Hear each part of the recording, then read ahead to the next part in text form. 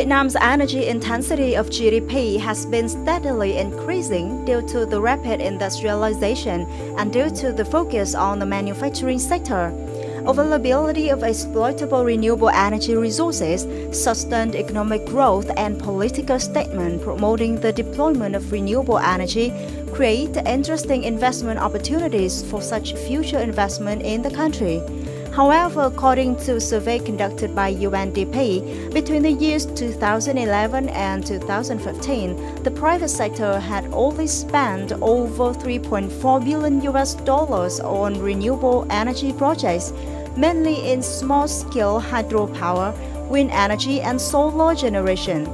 Private sector investment into renewable energy capacity are expected to grow significantly in the coming years as Vietnam has implemented mechanisms and policies to encourage the development of renewable energy such as preferential investment credit, tariffs, corporate income tax.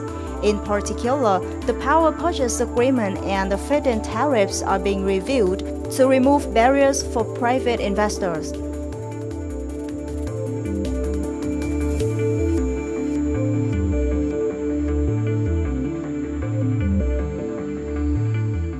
Hello, you're watching Shane Viet Nam. In the context of insufficient investment for renewable energy, United Nations Development Programme has conducted a study on opportunities to mobilize capital sources for developing renewable energy in Vietnam. And today, Mr. Jerry Dusick, specialist from UNDP, will have a talk with us about this study.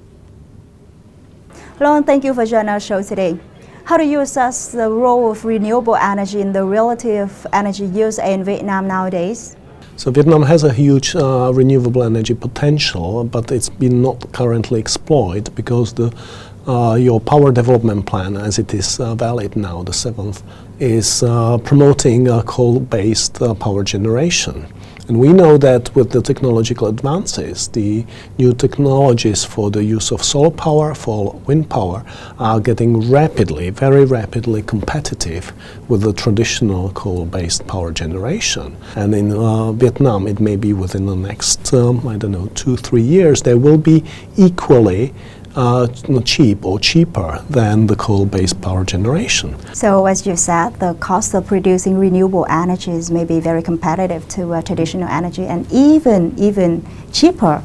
So why does mobilizing capital for renewable energy, especially in Vietnam, face many difficulties? Vietnam is an extremely attractive market, and we have approached 50 leading, well-established global investors into renewable energy and energy efficiency. And actually 20 of them spoke to us, those that have interest in Vietnam. They said that they have a huge amounts of financing on offer, actually over $10 billion. That can be mobilized for $10 billion can be mobilized for renewable energy projects. However, the current regulations in place, especially so-called power purchase agreements that are the contract for the future purchase of the renewable power, they do not give them sufficient guarantees. The investors worry that, first of all, the agreement may be terminated before the project has paid off. Usually this agreement should be for, let's say, up to 20 years to make sure that the investment gets covered and profits are materialized. And they currently do not have certainty that this will be done.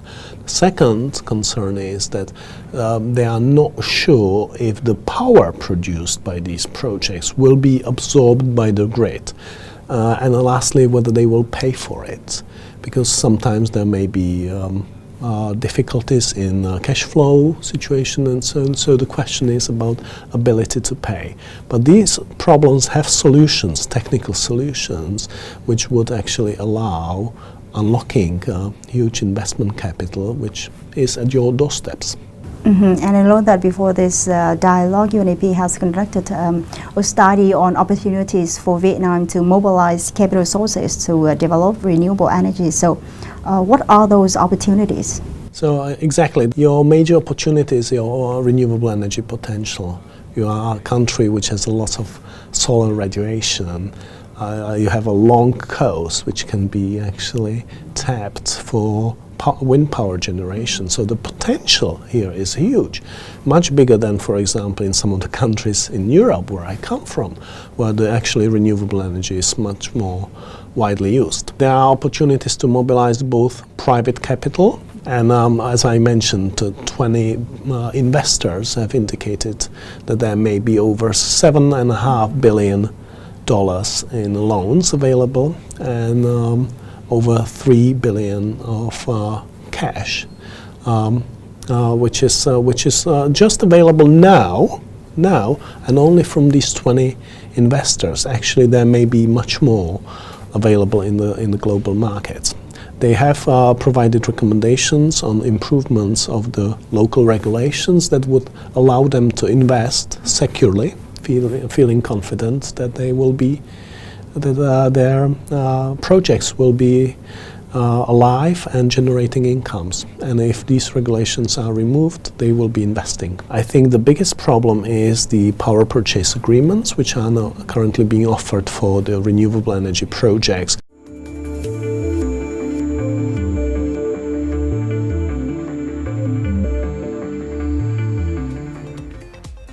According to research conducted by the United Nations Development Programme, with enormous potential for renewable energy, Vietnam has many opportunities to mobilize capital. A large amount of private capital is available and can be immediately poured into these projects. However, there is still the need for technical solutions to open up the flow of investment. Well, if you look at the government's power plan number 7 and now power plan number 8, they're looking at a majority of the money to come from the private sector for the investment of renewable energy, especially in the area of solar, wind, and energy efficiency. What we would like to suggest to the government is they lower the feed-in tariff rates and take away the risks. Then we can invest the money at a rate where it's cheaper than conventional coal or even gas energy right now, and that we can start the investments right away. For example, in Ho Chi Minh City, rooftop solar, you can invest about 6 gigawatts, which would basically almost solve the problems of Ho Chi Minh City in rooftop solar. But because of policy, and the lack of policy, I should say, that the investments are not coming. For foreign investors, the potential of investing in renewable energy in Southeast Asia in general and in Vietnam in particular is huge. The key to ensuring sustainable development of the energy and attracting investment to this sector is to build a reasonable electricity price frame. Electricity price should be reasonable enough to support innovation as well as energy efficiency.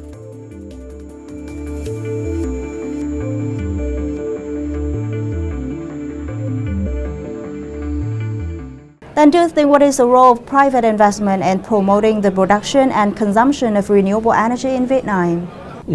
Yeah, the private investment is always needed in these projects. Let's say 30 to 20% of every project needs to be paid from the private capital. The rest can be loans from the banks. Yeah, the private investment can have in many different forms.